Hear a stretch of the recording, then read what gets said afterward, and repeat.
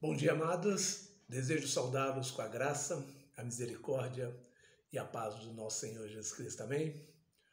Hoje, na manhã de quarta-feira, vamos meditar nos Salmos da Palavra de Deus e hoje, em específico, vamos falar do Salmo 102. Eu acredito que muitos de nós se encontram nesses momentos difíceis da vida. E eu inicio fazendo uma pergunta: você já provou a aflição ou está enfrentando uma aflição profunda e intensa? Aflição de tão grande que parece que não vai acabar. Talvez você esteja enfrentando uma aflição que está te tirando a paz, a alegria, por conta de um estresse no trabalho, conflito familiar, uma doença que está te consumindo aos poucos, ou uma solidão angustiante que está mexendo com o seu ser e que você não entende o porquê de tudo isso. Podemos ver aqui no Salmo 102 o salmista expondo suas aflições pessoais e de seu povo. E o que ele fez? Levou tudo a Deus em oração. Tanto é que o título deste salmo diz o seguinte: a oração de um aflito, desanimado, que derrama os seus problemas diante do Senhor. Na versão NVT, nova versão transformadora. Esse salmo nos mostra que mesmo o Pai tendo nos salvado por intermédio do sangue do seu próprio Filho, Jesus, não nos isentou de experimentarmos os sofrimentos mais profundos. Por consequência do nosso pecado, a aflição é uma realidade em nossas vidas. Por mais que alguns segmentos queiram disfarçar as aflições da vida, anunciando algum tipo de triunfalismo. Mas Deus, em sua palavra santa, nos ordena a olhar de frente para as coisas que mais nos afligem e para a sua realidade. O Salmo 102 mostra os hábitos e o padrão bíblico do salmista que nos encoraja e serve como modelo para quando enfrentarmos as amargas aflições da nossa vida. 5 diretrizes que o salmista apresenta para aqueles que estão aflitos, que eu pretendo destacar aqui no Salmo nesta manhã. Mas vamos orar. Pai, obrigado pela Tua palavra, que nos momentos difíceis em nossas vidas nos dá força, paz e nos encoraja a enfrentar as lutas do nosso dia a dia.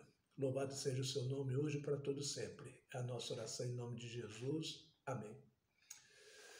A primeira diretriz que eu quero começar está nos 2 primeiros versículos do Salmo. E o desafio é: firme em sua vida o hábito de levar seus problemas a Deus em oração. Os 2 versículos iniciais dizem: Senhor, ouve minha oração, escuta minha súplica, não escondas de mim o rosto na hora da minha aflição. Inclina-te para ouvir e responde-me depressa quando clamo a ti. O salmista estava claramente desesperado. Ele grita suplicando. Ele estava imensamente aflito. Tinha pressa em ser socorrido. Interessante que em meio a tudo isso, o salmista não deixa de orar. Quando desesperados, aflitos, precisando de socorro, muitas vezes a última coisa que fazemos é orar. Acredito que é por conta de não termos uma rotina de oração nos dias normais da vida. E quando deparamos nos dias de aflição, tentar orar parecerá difícil, falso, não soará verdadeiro, por conta da aflição que esmaga o nosso coração. E não conseguimos detalhar os sentimentos, organizar os pensamentos e orar. Por isso que é tão importante praticarmos a comunhão com Deus e conversarmos diariamente com Ele em oração, para que na hora da necessidade seja a coisa mais natural do mundo corrermos a Ele em oração. Portanto, a oração é o primeiro passo em resposta à aflição. Ore a Deus. A segunda diretriz é descreva, verso de 3 a 11. Descreva, detalhe sem esconder a sua aflição, os seus problemas a Deus. Falar é terapêutico, não esconda o que você está sentindo. Os versos 3 a 11 dizem: pois meus dias somem como fumaça, como brasas ardentes. Meus ossos queimam. Meu coração está esgotado, secou-se como capim. Até perdi o apetite. Por causa de minha ansiedade, não passo de pele e osso.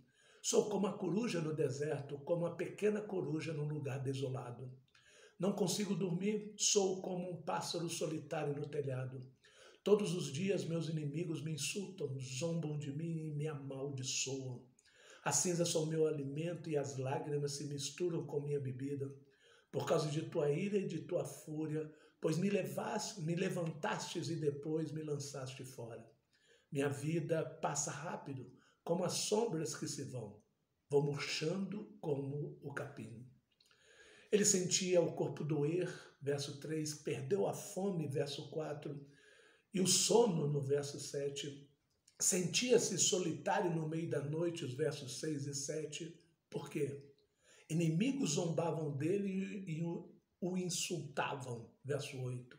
Estava de luto, verso 9. Comia cinzas e bebia lágrimas. Aqui é uma figura poética. A sensação era que Deus o estava punindo, verso 10.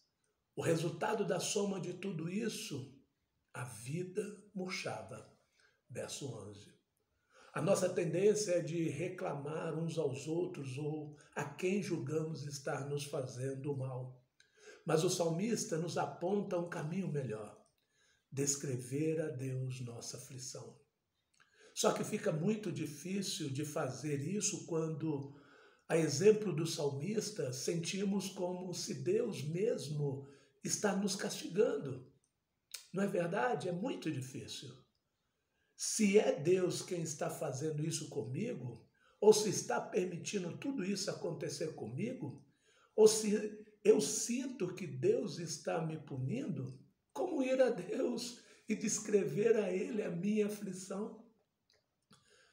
Uma coisa que nós não podemos perder de vista é que, se estamos em Cristo, se estamos confiando nele como nossa justiça, devemos saber que nosso Pai Celestial nos ama em Cristo.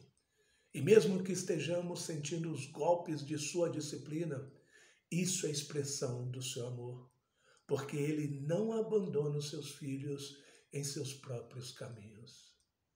E deixar de orar nunca será uma opção. E quando estamos aflitos, a necessidade é ainda maior. Devemos correr diretamente a Deus e orar.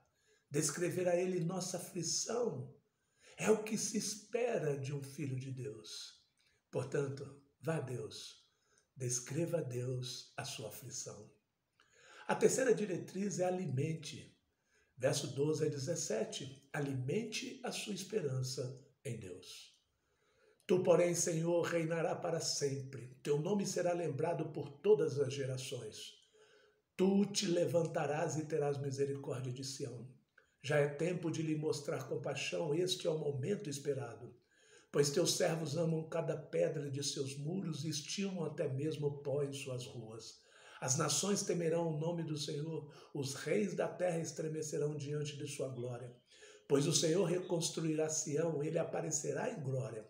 Ouvirá as orações dos indefesos e não rejeitará suas súplicas. Nestas palavras, ou nessas verdades, é que o salmista alimentava sua esperança. O aflito ora a Deus. Orando, ele descreve a Deus suas aflições.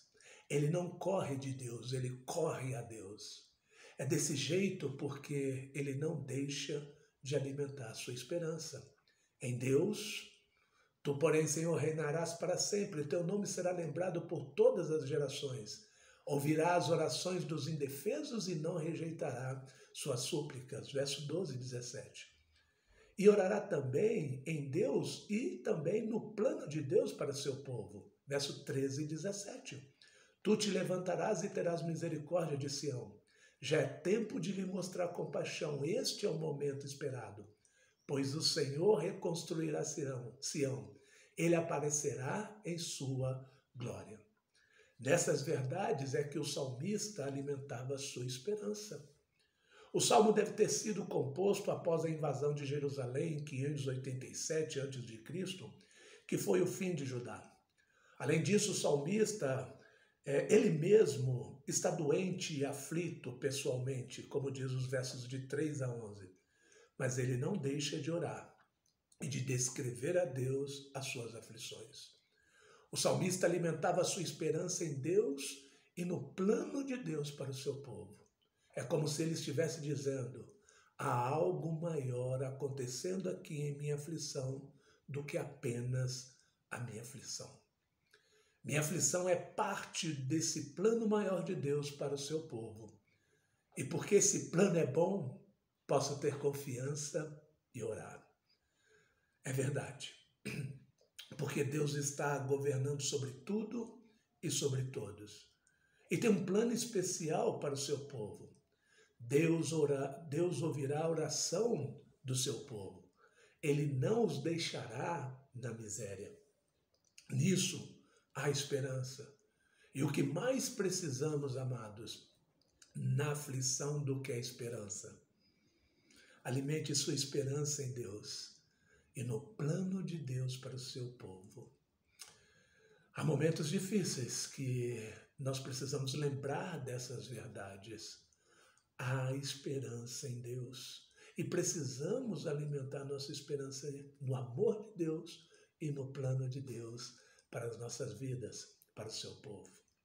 A quarta diretriz está nos versos 18 a 28. O salmista enfrenta as aflições desejando que a fidelidade de Deus em ouvir seus clamores de socorro sirva de testemunho para as gerações futuras, para que tudo isso venha a glorificar a Deus. Verso 18 a 28 diz: fique isso registrado para as gerações futuras, para que um povo ainda não criado louve o Senhor. Contem-lhes que o Senhor olhou para baixo de seu santuário celeste. Do alto olhou para a terra, para ouvir o gemido dos prisioneiros, para libertar os condenados à morte.